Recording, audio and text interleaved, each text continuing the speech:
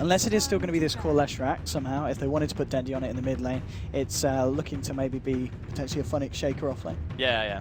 I am inclined to agree that it's probably just going to be Funnick Shaker.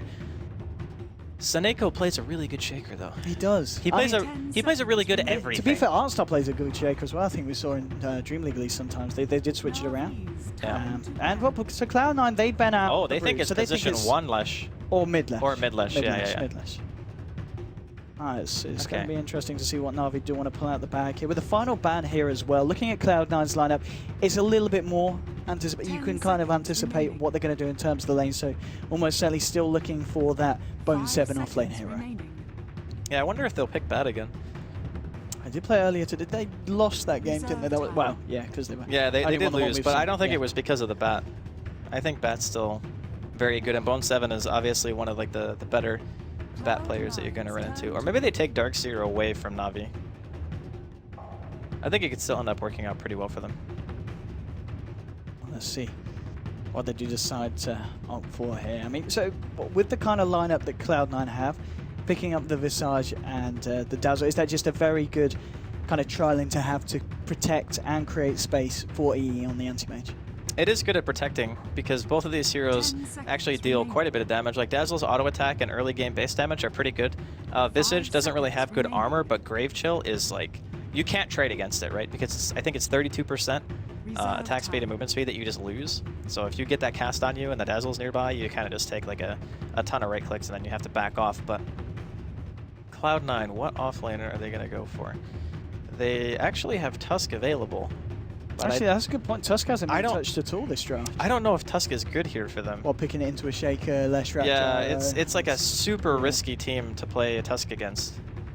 Because if you go in and you mess up, you're pretty much just dead. What about the Puck again? Yeah, Puck is... Oh, it's the Bone 7 LC. Okay. Nice. I like it. I think LC is actually underrated. I think the fact that you can remove like disables and such, not a lot of heroes can do that, right? It's pretty much just Abaddon and Legion. Like, that's it. Yeah, that's true. Yeah, that is a very... Like, even Repel doesn't actually remove a disable if it's already on you. It only makes you immune to anything that comes after the Repel is cast. So being able to use, like, press the attack on somebody who gets, like, fissured, or you know they're going to get lightninged into a follow-up stun, you can time your press the attack in a way that you just get out of that combo, and it makes you very, very safe. At the same time, though, you are picking up against a lineup that's got a Bane, so the Nightmare potentially going to be an issue if you want to try and disrupt the duels. At least until you've got the BKB, which they'll, I'm sure we'll see Bone 7 get pretty early. I mean, the games that I've seen him play LC before, he normally does pretty well. He gets a good timing. He can make a lot happen around the map. We'll see what Na'Vi pick up last. It's going to be the Centaur. Okay. We are leaning towards, so it's going to be Dendi, Leshrac, I'd imagine, and Funnick on the Centaur. So your two supports this game for Na'Vi will be potentially Saneko on the Shaker, I'd imagine, Artstar again on the Bane. Yeah, that's my guess as well. I really like the Centaur, actually. Yeah. I think that Stampede is amazing utility against Cloud9, who really don't have a whole lot of escape. Like Dazzle, Visage, Lina, Legion Commander, these are heroes that don't have mobility. Sure, Envy, he's probably not super concerned about a lot of these heroes. I would assume that during the mid-game, Na'Vi are going to be doing pretty much what they did in Game 1. They want to fight. So they have a timing. Like, Funnick gets Blink. And then you get your Shaker Blink. You obviously go for, like, your Bloodstone on Leshrac and whatnot, and then you just try to take team fights based on that. So I'm looking to see probably another action-packed game here from both teams. This is going to be a lot of fun indeed. And as you said with the Centaur, also very nice against your lineup with Legion, in the sense that you got to be very careful where you take these duels, because if the Stampede's available, the mobility from the entirety of the team, they're going to be there to back up the pick-off. It's going to be very hard to find people on their own that you're going to be able to safely take down. But here we go, ladies and gentlemen, with the second game of the series between Cloud9 and Na'Vi. Looks like we've got a bit of a bug here, apparently. Oh, okay. He can't pick his hero. He's picked it now. Yeah, it's a hard game. Game is hard. Maybe his mouse like freaked out or something. Who knows? He's in now. It's all right. We're all good. But lane-wise, I guess looking at the both sides, pretty much what we've kind of come to expect. It's going to be, Snake Shaker. Very nice indeed. We know that this man can certainly come out with some spectacular Echo Slams. He's really good on all positional heroes. So like Shaker, Winter Wyvern, for example, like those are the two in the forefront that you think of and you go, oh yeah, Saneko plays phenomenal on both of them. anytime he can sit in the back and kind of just wait for his moment, those are the heroes that I feel like he really shines on. And like you mentioned too, his awareness during team fights is ridiculous. Like he knows exactly when he needs to go, he knows who he needs to go on, and he knows like his limits are endless on these heroes. So really looking forward to seeing what he can bring on the Shaker this game. And I'm hoping that at the very least we see a game that's even half as exciting as the game number 1. Because if it got to a point where we were talking about like 30 minutes in, and suddenly it felt like maybe Cloud9 aren't really doing so hot, and then they managed to get a couple of really nice turnarounds. So looking forward to another action-style game. Let's see if we see anything kick off here at the start. Big Daddy moving in onto Hearthstone. Oh, Big Daddy goes straight to taking the tank in the lightning storm. Now the Fisher. Big Daddy caught on the wrong side. That's your first blood. Avors takes the kill, bringing down Big Daddy here on the Visage. And well, that did not go as intended for the side of Cloud9. Bottom lane. And Phoenix, oh, he's actually going to be able to snag himself the bounty rune there as well. So first blood for Na'Vi and both bounty runes as well. Good luck, XD. Yep. The good luck, have fun after you already get the first blood call. Obviously, both these teams have a very high level of respect for each other, and they're all friends, so no real BMing going on. It's just a little bit unfortunate for No-Tail that he actually walked in there and died like that. And as the looks of things, there's going to be a dual off lane here coming in from Cloud9, and the Shaker is actually rotating mid, so aggressive lane coming out here once again from Na'Vi. They're going to be looking to shut down the AM farm, and this lane is like, this is a struggle for AM. Like you can't really mid lane Fisher on Safada with a follow-up stun as well. They're going to be able to find this, and they certainly do. Second kill for Na'Vi as Seneko. We're talking about his positioning, and perfectly done there with the wraparound. Top lane though, Havorst is left on his own here against these two. Yeah, but I don't think it's really... It's kind of bad, but I feel like Gyrocopter actually offers more at an earlier stage in the game in terms of like being able to like TP counter gank. If you get some experience and at the very least you get to level 6, you can still utilize things like call down. Whereas AM absolutely needs the farm, and Havorst needs to be careful. He's trying to bait here because of the wraparound coming in from Seneko. Maybe they can find something here. Arsenal's got a brain sap as well. They should have the damage to bring down Big Daddy here. Looking for the Fisher. There it is. Big Daddy caught in the corner. The Fisher doesn't connect, but it doesn't matter because Havorst moves in with the Rocket Barrage, finds himself another kill. Na'Vi racking up the kills here on the scoreboard. And, wow, so far, the lane's looking pretty tasty for them. E on this bottom lane, blinking forward onto Funnick. Misery with the wraparound. Maybe Cloud9 can try and get themselves on the board. Funnick does not have the mana for the stun in there with a heal bomb. The final slap from Envy with his blades. And Teamage gets himself a kill. That was really nicely done from Cloud9. I like the fact that they actually left him at full mana for a really long time. So typically what happens when you're playing a hero like Centaur, who has a ton of HP, but very, very bad int, is that the AM will not be able to deal as much damage in a kill scenario if you're already out of mana, because Mana Break deals damage based on 60% of the mana burned. Seneko. He wants to wrap around every time. They want to dive this. Fisher's going to get Big Daddy. Oh, he's not quite trapped, but I think he still might be in trouble. Tried to turn this one around with the Soul Deception. It's not enough. Oh, maybe the heal from Boat 7. No, he still goes down. Again, Seneko, with these rotations, catching out Cloud9 for what's the third time this game. Fantastic stuff from the Shaker, and a reason why we sometimes do see teams ban it out against Na'Vi. Interestingly enough, Havorst mentioned in an interview recently that Seneko is the best player that he's ever played with. Those were his words. And I mean, after watching the guy play, it's kind of hard to argue, right? Like, he has just been everywhere, all over the map, just look at this. Winning all of the lanes for his team. Like, the only lane that's not winning right now is bottom. If Fada crosses this green line, I tell you, he's in trouble. And middle lane is hot lava right now. Fata does not want to get caught out, and he realizes the Shaker's MIA. He's over it. Yeah, he is indeed playing very safe. Just keeping himself on the right side. If he goes for the block here, though, which he's certainly going to go for, Seneko might be there. Then he's just going to move forward, and here we go. If he can get the Fisher, there's the Fisher. Just catch him, he can find the stun. Oh, I can't quite find the stun, Dendy. Can't quite get the combo there in that situation, but again, Seneko causing havoc across the map. What do you do when you have this kind of roam? Because Dazzle and Visage, they're not the types of heroes who can really roam and have this similar of an impact, right? Like, you're not going to get fissure blocked and feel like you're going to die if you're just ganking as a Dazzle or you're ganking even as a Visage. And honestly, Cloud9, they've put their lanes in a way that they actually don't want to rotate. They actually just want the Visage to hit 6, and they want the Dazzle to be able to pull, get some experience in gold. So the way that Cloud9 are playing it is a little bit more greedy, whereas Na'Vi are going for the kills. They realize that we have the damage in the early game and the disable to be able to just go for the straight up damage and just try to kill lanes themselves. And if they're not careful, Cloud9 could be dying here again in top lane. Just on the tip of the fissure. Big Daddy slightly forward, but no, Artstar isn't close enough. Seneko unable to find anything there with that bit of rotation. Bottom lane, Housy's farm looking, he's on 20 CS at the moment. Slightly ahead of the gyro. Oh, Artstar needs to be careful. Big Daddy here with the slow, moving in as well. Just forcing back the bane. Nothing more is going to come out of this one. Farter, he's having to look towards the camps here, by the looks of it. Is he going to hang around to look for the stack? It's going to be a bit of time that he's kind of sitting out of lane for this one. And Dendy so far in the mid lane, certainly having a favourable time. Top lane, let's see what they can do this time. Rocket Barrage from Force moving in on Big Daddy. They have lost the bane. Seneko moving forward, hasn't got the cooldown available for the second hit, but it doesn't matter. Force finds the kill. Now the rotation from Misery coming to help out Bone 7. They're looking for the kill onto Force, but now with the one charges, he's going to be able to get himself away. No, he does go down. So this time Na'Vi losing 2 in the top lane, only finding 1 in return. So that is a trade that Cloud9 will finally be happy with. I gotta say though, Cloud9, they've lost a couple of heroes, but Bone 7's still farming pretty well. Like it's 18-5 now. Actually, it got more than that compared to the 19-3. And they find Seneko here as well. He's so looks fast. like the Soul Assumption. The nuke damage is too much, and now suddenly with these rotations, top lane's getting a little bit crushed.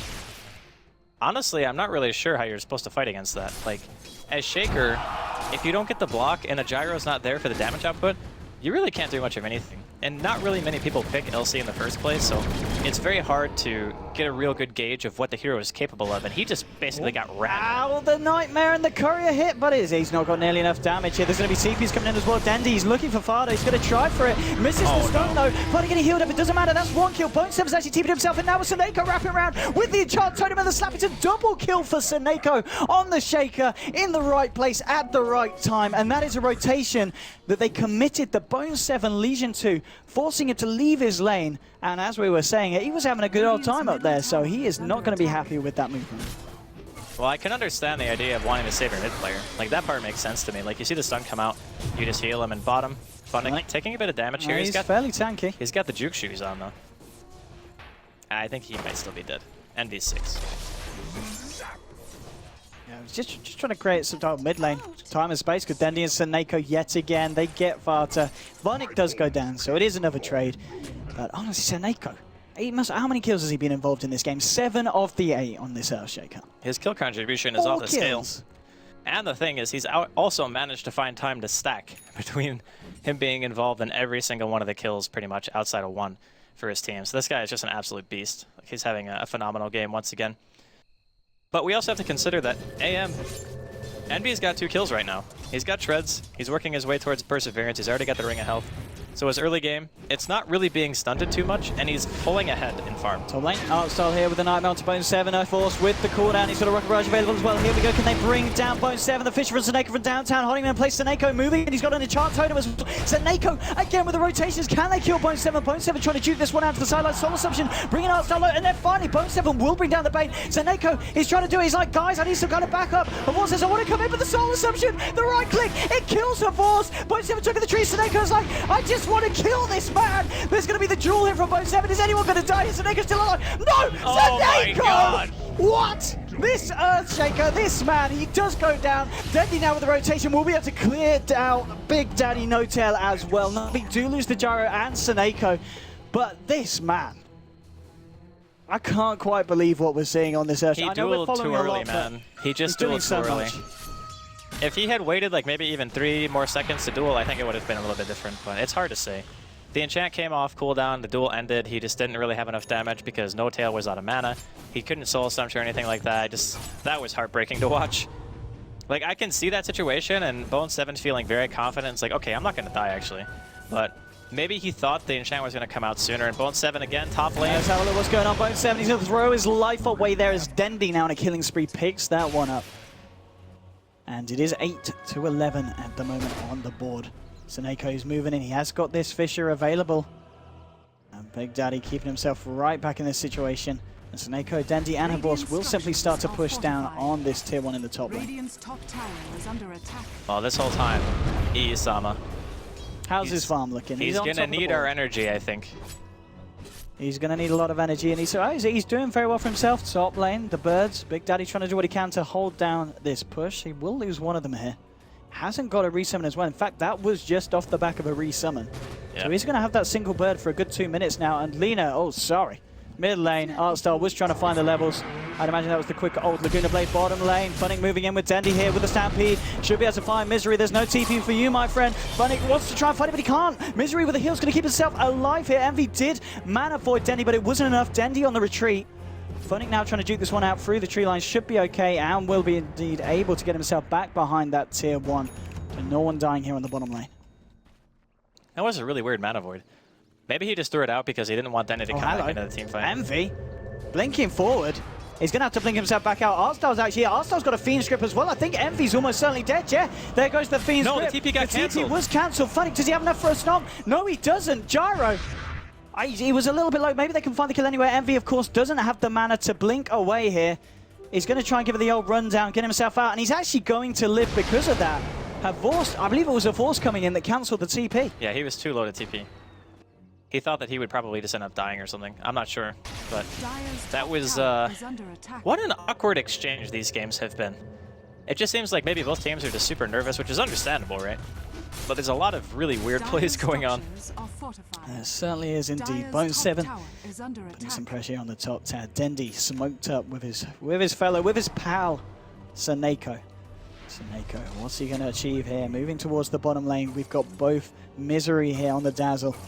EE hanging about as well. They're not actually going to look for that. They're going to wrap towards the mid lane here. Barton on the Lina seems to be the target. And oh, that's not the way you want to walk, son. Here we go. 1-2, Stunaroo. Dendy dominating. And again, the couple find themselves a kill. Bottom lane. Things going down a little bit funny just with the Who Stomp onto EE. But again, Saneko involved in all these bits of action. Top lane still left free for Bone7. He's sitting on 700 gold now on top of the treads. And actually with the robe of the match, do you think he's going to go straight for the Blade Mail before the blink? Blade Mail is really solid against these heroes. Like Lesh especially and Gyro. They're two heroes that are very easy to reflect damage against. Oh, if they can find EE here, this is going to be massive. He can get off that Nightmare, which he's he's going to do it anyway. The stuns are there. Snake's going to be able to follow through. Nowhere for EE to run. Artstar finishing it off there with the Brain Sap, punishing this anti-mage pick. Yeah, that was really nice. And Echo's going to be up in 20 seconds. So if they want to keep pushing, I think they can. They have 4 heroes down here bottom. And if Avos wants a TP, he can do that. But I think as soon as they see this Gyro, they go. Yeah, they're definitely going on him. Yeah, they're going to look for the dual potential here. Bone7 moving in. Snappy's going to be popped in now with the TPs. They want to try and save her horse. And now it's Big Daddy that says, I want to get out of it. But Saneko with the Fisher, cancelling the TP. They'll find the kill onto the Visage. And Havorst will live to see another day. They might even find the birds here as well. Oh, no, they don't find that one. But they do find the other one. Really nice reaction from Navi, realizing that when you're showing on map, and the enemy team also shows... Here we go. They didn't find a duel top. Get the duel. They might find a duel bottom here. They're moving in, chasing it down. Funnick, he's pretty speedy, not speedy enough. Bone7 wants the duel. Mana Void really low. They do get the duel off this time, and that is going to be the first duel there this game, won by Bone7 there. Plus 10. It's begun now. The damage is starting to be accumulated. But the big thing about LC is, a lot of people think you need, like, a lot of duel wins early, and sure, that's definitely nice, but it's more about, can you actually get to your core item first? Like, can you get your blink? Can you get your blade mail up? And then you can start worrying about getting duel wins, because until that point, dueling can be very dangerous. Think about what happened top lane, about how he didn't have enough damage to kill, right? You just need to make sure that when you duel people, you know you're going to win, or at the very least, you know the hero that you're dueling is going to die. Like, those are the 2 most important things, and then the damage will come after that. Bottom lane, TP's coming through. Funnick moving forward. Double TP coming in from Na'Vi. They're going to try and chase this one down. Artstar looking for a potential Nightmare of Fiend's Grip. Can't find the range to get it off. And Bone7 and Misery just simply backing themselves back off. How are we looking on the Battle Fury timing for EE? He is closing in on it. 700 gold towards that final sword. So still with that one pick off that they did manage to find on him in the jungle, it's going to be still a pretty damn good time on the Battle Fury. Yeah, it's no real surprise though. Because he started out with 2 kills, right? And he's still highest CS in the game. It's 13 minutes in, he's almost at 100. Like, that's still damn good. So I'm not really too worried about Envy's farm. It's just more a matter of what are Na'Vi going to be able to accomplish with their heroes in the next, like, 10, 15 minutes? Because that's your window. As soon as that ends, their team is actually not really that good at killing AM unless they have mass blink initiation. Like, Funnick's going to need a blink. They're also going to need the Bane to be able to, like, Fiend's Grip onto him and such. Because even though Dendi has a lot of farm, like he's got 14-minute Bloodstone, which is amazing, it's just Lesh isn't really good at killing AM. That's certainly true, but he's pretty good at killing other heroes, and they're going to try for this Na'Vi. Seneko, Havorst, and Denny moving up. Big Daddy just chilling there at the moment. Now he's going to start to move away. He knows that they're coming. TPs are coming in from the side of Cloud9. Bone 7, he's going to know he's going to be able to get himself out from underneath the cooldown. It doesn't matter though. Havorst, Seneko, and Denny will bring him down. Vada trying to turn around with the Laguna Blade onto Denny now with the Soul Deception of Denny getting low. Echo Slam for Seneko. Blows up Fata, and that is going to be the second hero down on Cloud9. Make that a third as Havorst gets it with the Fisher block from Seneko. Once more, 3 heroes down for Cloud9, 70-10 now on the board. And Seneco's going to have Blink and 100 this gold. man is indeed. I think we might as well just keep the camera on him. I really don't see a reason to take the camera off Seneko. Let's have a look what's going on here. They're gonna, yep, Seneko will take that. No, okay. They let that one go to Bane. But that's Blink Dagger for Seneko as well. 15 minutes in, roaming Shaker. Yeah, I mean... It's good timing. So when you roam on a hero, like this game is very... This is like the perfect storm for a Earthshaker game, right? You found a kill almost every single time you moved around the map. It doesn't always happen this way. So when people watch this game, they're like, man, roaming Shaker is actually super legit. And it is when you're Seneko and you understand like what the limits of the hero are and who you can actually kill when you land a good fissure. But a lot of the time, it's very difficult to hit this blink timing, especially when you have a Soul Ring and Tranquils and a TP on top of that. It's solely because of his kill contribution that he's able to get it this fast. Like, he's got 6 kills and 9 assists at 15 minutes. Like, he has had an incredible early game. And I'm looking at the way that like Cloud9 are dealing with it right now. Like, they're trying to counter push. They realize that they're a little bit behind, but it's not insurmountable. Like, the gold is only maybe like 1,500, 2,000 of their advantage once this tower dies. But it's kind of worrisome when your safe lane hero is kind of just like sitting around mid, and then he gets ganked, even though he just saw a team fight top and he doesn't really back in time. Like, stuff like that can really turn to bite you, because even though Lesh isn't good at killing AM, if then he gets too far ahead, he actually just becomes like a tanky god. He'll get BKB, he'll get Octarine. Oh, here we go. Seneco's Not again, dude. Controlling Envy. Oh my. Not the place you want to be farming, son. He just pretty much walked mid and died two times in a row. Bottom lane, Funix just able to get off the Stampede. Fada was looking for the kill, blew the Laguna Blade for that now. He himself might be in trouble. Dendi moving in, looking to try and get this one. Fada trying to juke out the stun. Dendi's actually going to get stunned up himself here by the Light Strike Array. They're trying to set this up onto Big Daddy. It looks like they're looking for the escape here. Dendi and Artstyle don't want to stick around. TPs have been forced out from Cloud9, and they don't want to look for anything else more on the bottom lane. Towards the middle lane, though, Havorst trying to chip away at the tower. Bone 7 coming in. Is on his own at the moment, though. And won't be able to catch Havorst out this time. Envy cannot afford to keep dying. Like, it's obvious. Like, Snake's just bought a gem. He's got the money. He's rich, dude. He's actually rich. Every single fight, he's just being able to get a kill, or he's just getting gold from the assist. Bone 7 is in so much trouble right now. Oh, he's got Blade Mail. He's got Blade Mail. Here we go. The cooldown's going to connect onto 2. Bone 7 getting low. Havorst moving in. So here comes Funnick here. Misses the Who Stomp impact. Doesn't matter. Bone 7 even with the Shallow Grade. Doesn't matter. He still goes down. They do lose Artstyle. 1-for-1 here at the moment. Now C9 trying for the chase down. Denny though with the... Oh! Seneko slam onto 2. It's a double kill for Dendi. Now they're looking for more. Funnick with the Who Stomp onto Fada. Dendi's chasing down Misery. Let's have a look at the Fada kill first. It's going to be turns one around, Light Strike around Seneko. It's a triple kill for Dendi as he was able to finish off Misery. Seneko, he's still alive. He surely doesn't live. He does go down, but he does enable them to find the kill on Fada. It's a team wipe. The entirety of Cloud9 going down. Ultra kill for Dendi. 24-13. Let's have a look at that fight recap. What a swing there. Still favoring the side of Na'Vi as they get further and further in the lead against Cloud9. Look at the board drop off as well. Look at how many Bloodstone charges Dendi has. 18 minutes in. 17. Wow. He instantly respawns at level 15. He's level 15 at 18 minutes. That is ridiculous. Between Dendi and Seneko, their team is like ridiculously far ahead. Like, sure, Seneko died during that engagement, but he didn't actually lose the gem. He just, I think they picked it up. They did pick it up at the end. It was, but Dendi was there and able to secure it, and everyone was dead on Cloud9. So, but look at how much farm Dendi has. 17 charged Bloodstone, Yules 1,200 gold. And I think this Envy's dead again. Envy's dead again. Please have mercy. No, wait, what? On your fans. Here we go. Oh, Oh my god. He did this time. He's off into the tree line. He's going to live. He didn't have Fiend Script. That's why. Dendy, he might be able to find Big Daddy here if he can get the slow off. Big Daddy does have the Grave Chill. He's going to set this up with the Yules. TP coming in from Fata. That's going to be cancelled here. Just trying to scare Dendy off. So Envy does manage to escape that. A little bit of a integration there. Only just getting himself. The problem is, like, even though he lives, he's now died 3 times in a row. Yeah. And he has to sit in the woods for however long until he feels safe to be able to go back. And I don't know how long that's going to be, because he's got 10 seconds left on his teleport scroll. And when he teleports back, that means he get the tier 2 for free. I don't know. This is like going from having a really good start to just dying a bunch. Alright, he's going to cut the wave a bit, so that's fine. Cutting the wave is actually like probably the best thing he could do in the situation, just to make sure they're he's running away from Seneko. He's seen what this guy does. He does not want to be anywhere near this Earthshaker. I don't blame him. And Dendy and Artstar will be able to finish off the tier 2 on the bottom lane. Envy simply TPs himself back to base. Doesn't want to be a part of this at all. And as you said, I mean, the board net worth is showing for these individual heroes. It's coming up to 12k on Dendy.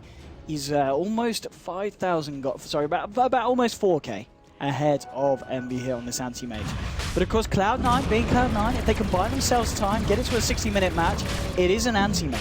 And there will be a point where he is able to farm if they can keep the game and some kind of momentum going. But when they're at this point of the match, and you're looking at a deficit just rising up to 5k, it's getting harder and harder. It's going to be very difficult to stop this push if Na'Vi decide to try to go high ground. I mean, at the very least, they're going to kill the tier 2s, right? Like, they get Roche, they go kill tier 2s, maybe they continue to pressure. And Envy, he doesn't even have his Vlads yet. Like, this Battle Fury was done, like, 6 minutes ago. And he hasn't been able to get a single item after that. Not even an item that only costs, like, 2,300 gold. So he's farming, like, average 300 GPM the last, like, 7 or 8 minutes.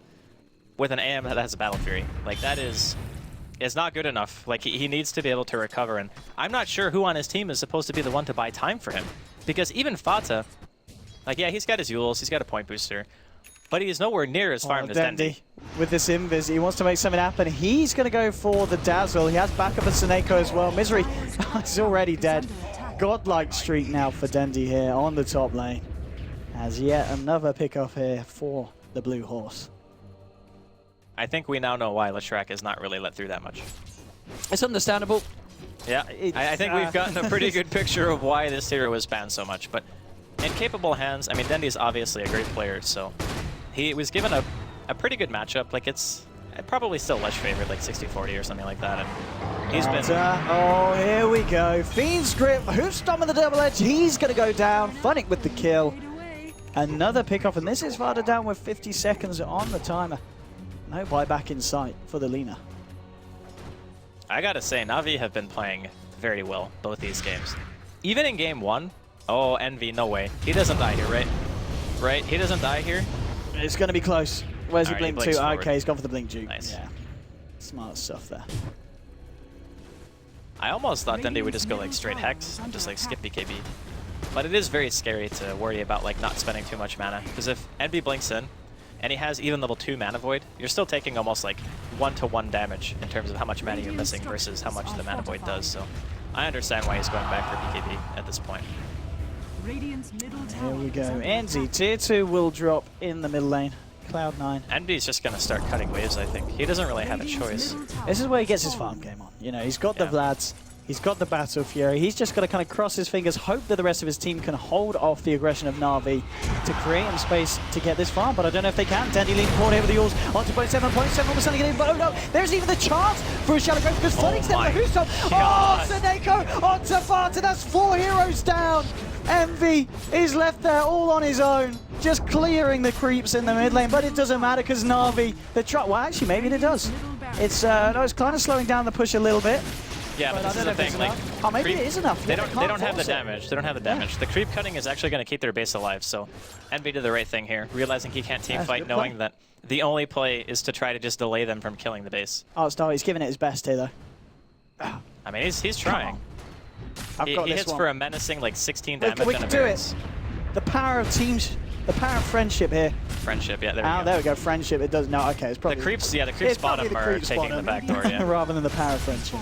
There we go. That's the middle set of racks down here on the side of Cloud9. Cloud9 are all back there in a couple of seconds. Are they able to do anything though? No. Well, how's his farm looking on top of that? Vlad's now. He's coming up to 1900 gold. Still got a fair way to go before he's on a level. I mean, Dendy, 22 Bloodstone charges, 3.6k gold in the bank. How do you kill him? If he gets BKB, which he has enough money for right now, and he gets like one armor item, I think he is pretty much God mode. I don't think they could actually kill him.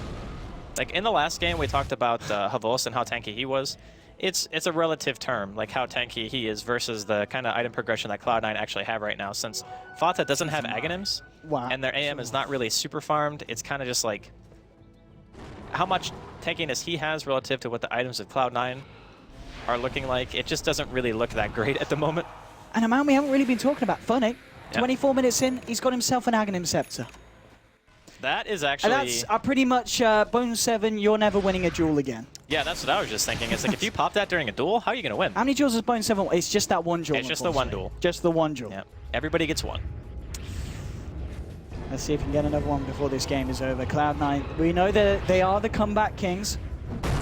Yeah, last game, I really didn't think they had a chance, but they proved me wrong, so let's see if they can do it again.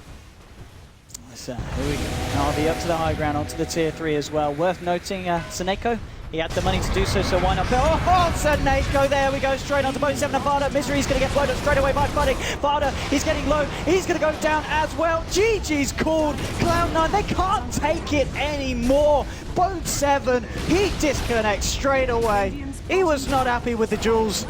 And that's it. That is it. Game 2 goes to Na'Vi. The series is 1-1. Both teams walking away with 1 point each. What a series, Andy. I'm trying to think if there was any point in this game where everything just went like completely wrong. Because some games you kind of have one or two really bad team fights that